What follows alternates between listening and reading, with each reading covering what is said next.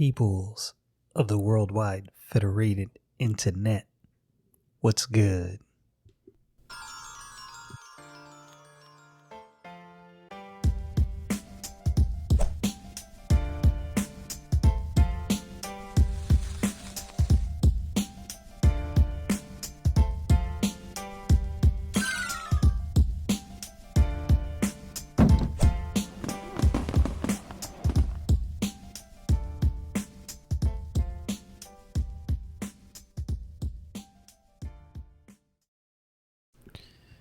So if this works out how I hope it does work out, then you hear my audio and you won't see any video this go round.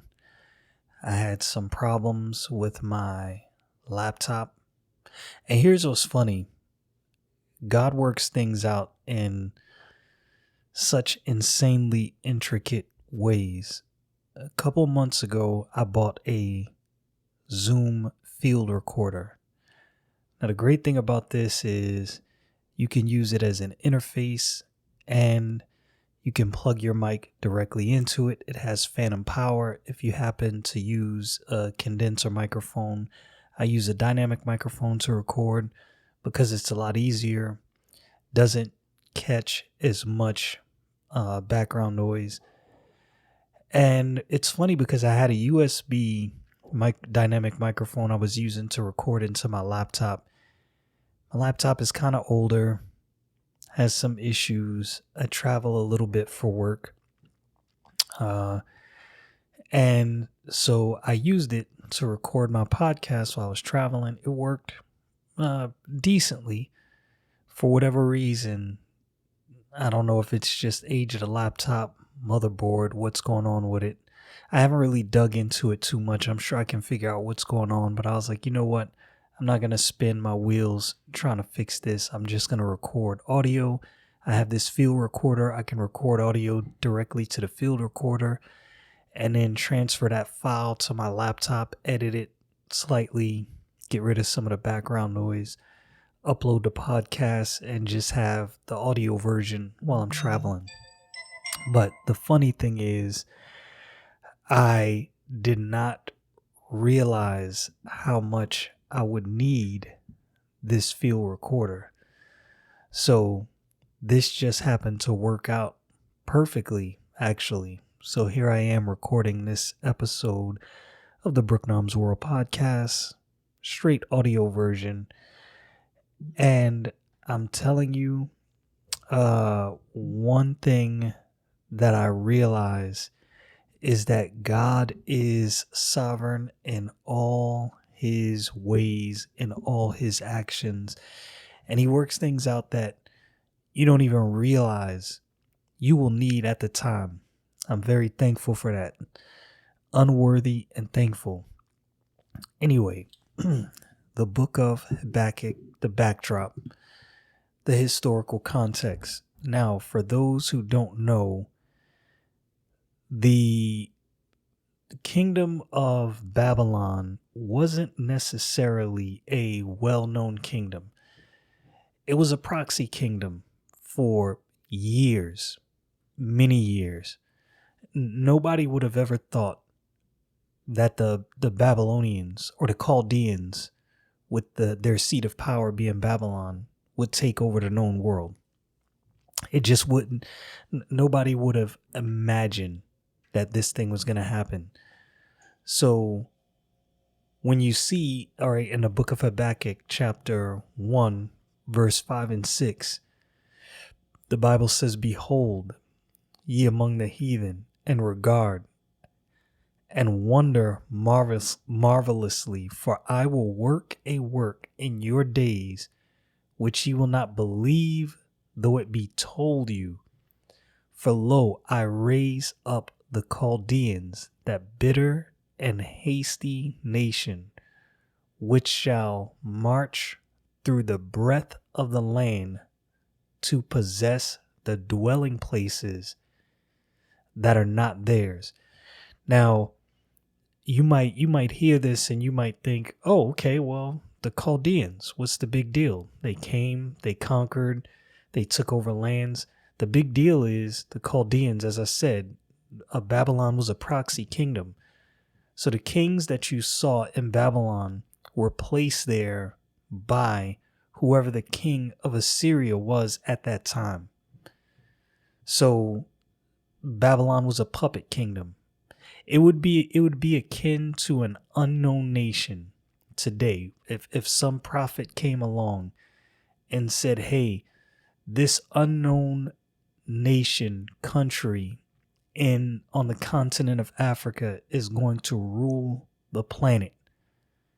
They're going to come down, they're going to conquer all your lands, they're going to conquer all of Europe, they're going to conquer the Americas." You would think to yourself, well, that's nuts. That's not going to happen. How could this happen? That's what made this miracle such a big deal. So again, this is one of those situations where you could easily read through the book of Habakkuk and look at that and go, what's the big deal? Okay, so the Chaldeans are going to take over. No, this is a really big deal. And at the time that Habakkuk is saying this, I would venture to say that there probably was not a person anywhere near that would believe what he was saying, would not believe it at all, which is why God said he's going to work a marvelous work.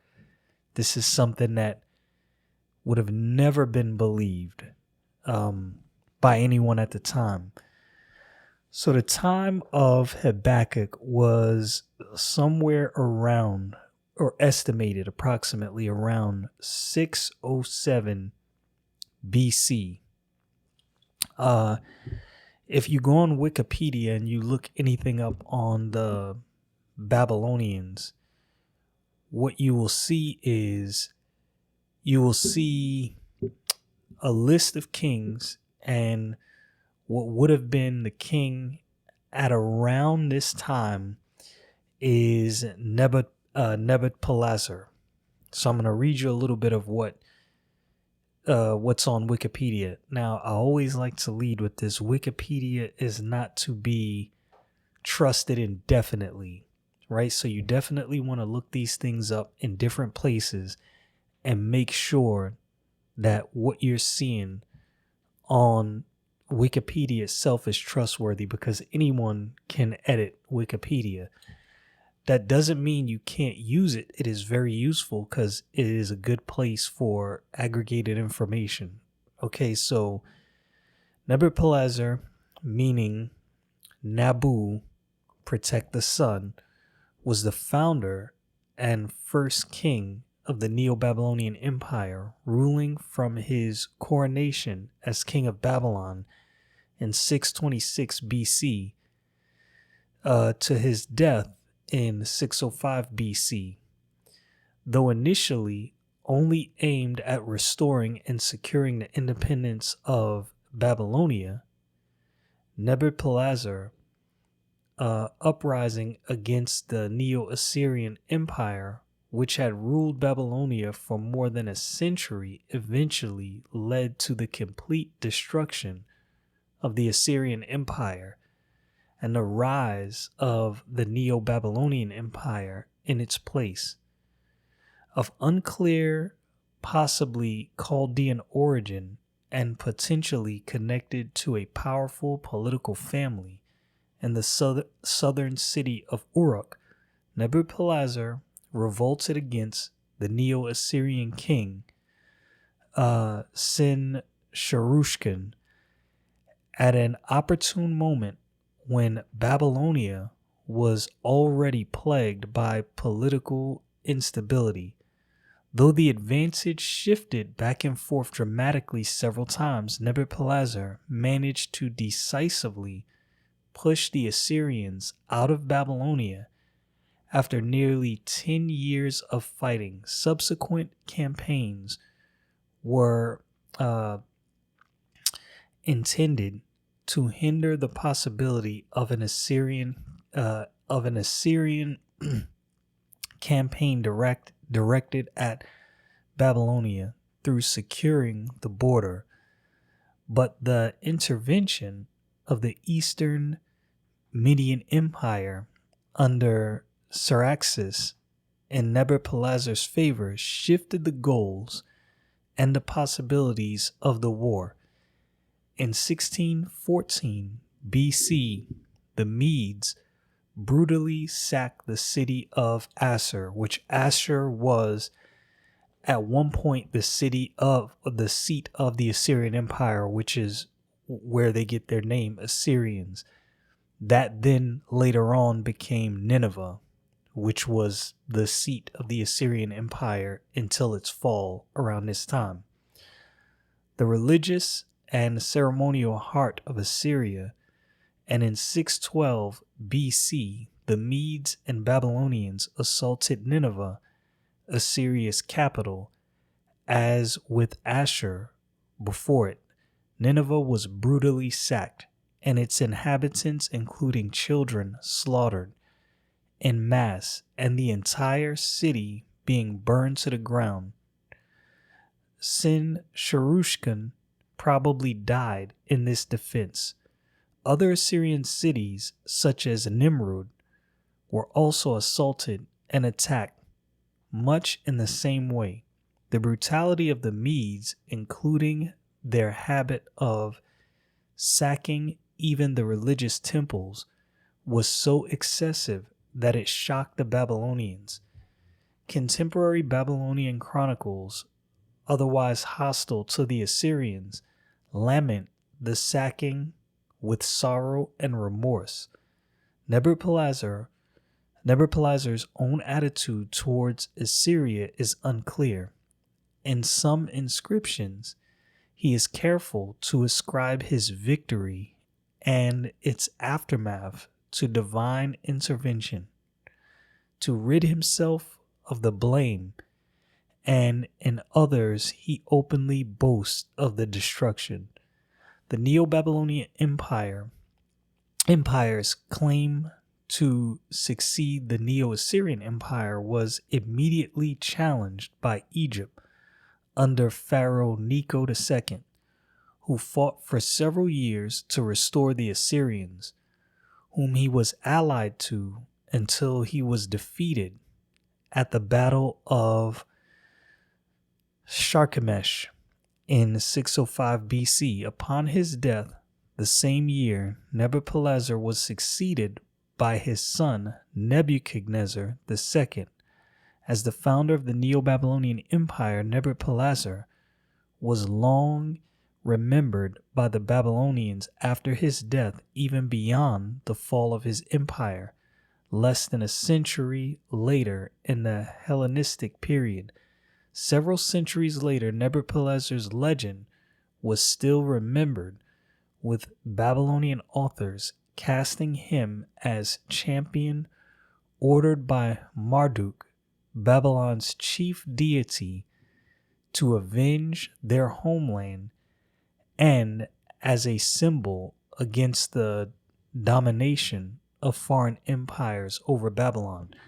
Now, one thing that you probably don't really realize is Habakkuk is also loosely connected to a prophecy in the book of Jeremiah. They were around the same time. They were contemporaries. I thought I wrote in my notes the time of Jeremiah. Yeah, so the time of Jeremiah was roughly from 627 to 580 BC. So the prophecies you see in the book of Jeremiah would have been around and during the same time as Habakkuk. So in Jeremiah chapter 27, verse 1 through 22, and I referenced this in my last podcast, but I didn't read it. So I'm going to try to quickly read through these verses and give you some context for what was going on at the time and what God was doing and why this was so monumental. As I said, just as a cursory read, if you read what Habakkuk said about the Chaldeans, you think, all right, well, what's so marvelous about that? Again, this was a proxy kingdom, a small kingdom that was controlled by far and large by Assyria for many, many years. So this is definitely a big deal. All right, so in Jeremiah chapter 27 and verse 1, in the beginning of the reign of Jehoiakim, the son of Josiah, king of Judah, came this word unto Jeremiah from the Lord, saying, Thus saith the Lord to me, Make thee bonds and yokes, and put them upon thy neck, and send them to the king of Edom, and to the king of Moab, and to the king of the Ammonites, and to the king of Tyrus, and to the king of Sidon, by the hand of the messengers which come to Jerusalem unto Zedekiah king of Judah, and command them to say unto their masters, Thus saith the Lord of hosts, the God of Israel, Thus shall ye say unto your masters, I have made the earth, the man and the beast that are upon the ground by my great power and by my outstretched arm, and have given it unto whom it seemed meet unto me. God is letting them know who has authority, who created all of this, and who gives authority.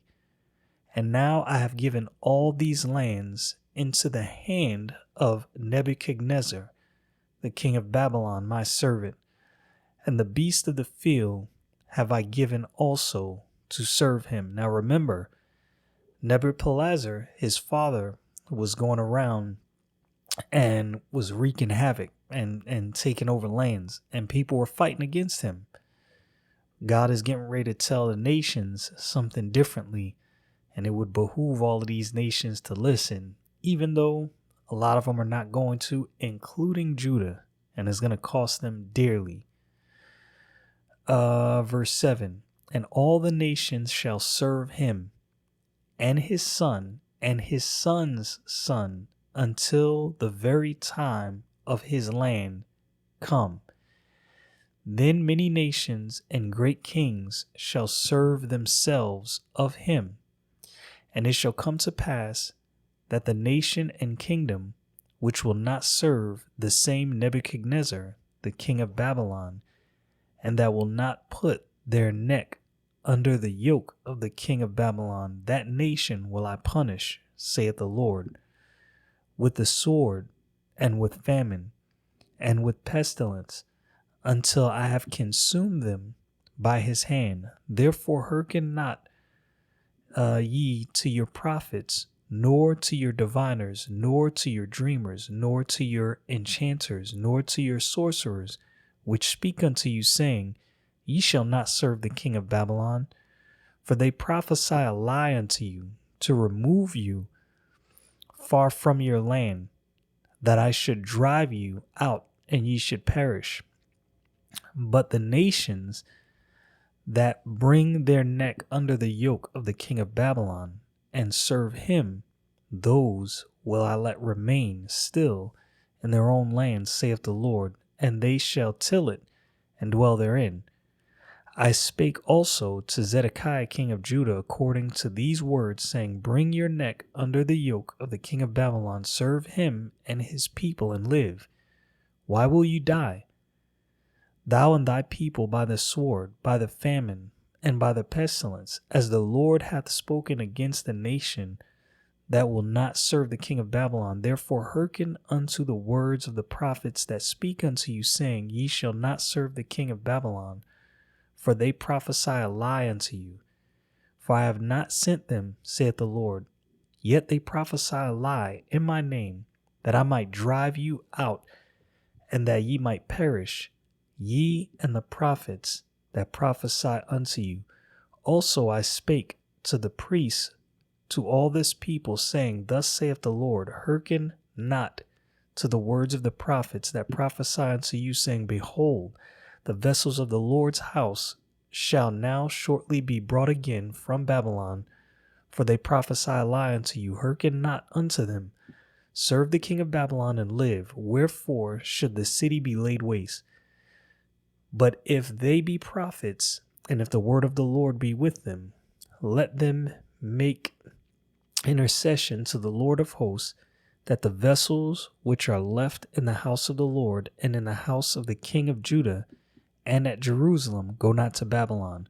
For thus saith the Lord of hosts concerning the pillars, and concerning the sea, and concerning the bases, and concerning the residue of the vessels that remain in this city, which Nebuchadnezzar king of Babylon took not, when he carried away captive Jeconiah the son of Jehoiakim, king of Judah, from Jerusalem to Babylon, and all the nobles of Judah and Jerusalem. Yea, thus saith the Lord of hosts, the God of Israel, concerning the vessels that remain in the house of the Lord, and in the house of the king of Judah, and of Jerusalem. They shall be carried to Babylon, that there shall they be until the day I visit them, saith the Lord. Then will I bring up and restore them to this place. So do you have it in Jeremiah chapter 27? God is telling, now I want you to think about this. God is not just talking to the children of Israel. He's talking to all the known kingdoms at that time. So here's another thought I have. We see stuff like this in the Bible. Do you ever stop to ask yourself the question, what would make these heathen people even listen to the prophet? I think what we think about the Old Testament and what we think about the peoples of these times are skewed, in my opinion. We have a view of them. We have a thought of what was going on with them that I honestly don't think is actually accurate. I think many of these people actually, even though they did not serve God, they did have a certain reverence for God and his prophets.